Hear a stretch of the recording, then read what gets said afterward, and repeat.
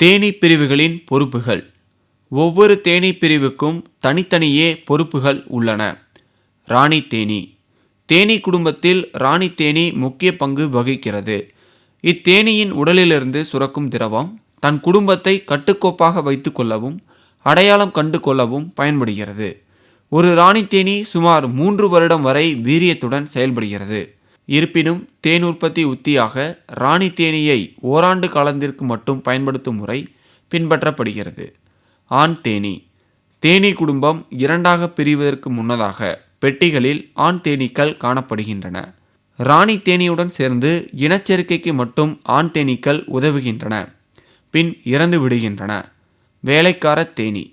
10 நாட்கள் வயது வரையுள்ள வேலைக்கார தேனீக்கள் அடைகளை சுத்தப்படுத்துவது, புழு மற்றும் குஞ்சுகளுக்கு உணவு ஊட்டுவது மற்றும் தேன் பெட்டிகளை சுத்தப்படுத்துவது போன்ற வேலைகளை செய்கின்றன. 11 முதல் 20 நாட்கள் வரையுள்ள வேலைக்கார தேனீக்கள் அடை கட்டுவது மற்றும் பாதுகாப்பு பணிகளை செய்கின்றன. 21 நாட்களுக்கு மேலுள்ள வேலைக்கார தேனீக்கள் வெளியே சென்று பூக்களிலிருந்து மதுரம் மற்றும் மகரந்தம், தண்ணீர், பிசின் ஆகியவற்றை சேகரித்து வருகின்றன. இவை சுமார் 60 முதல் 90 நாட்கள் வரை உயிர் வாழும்.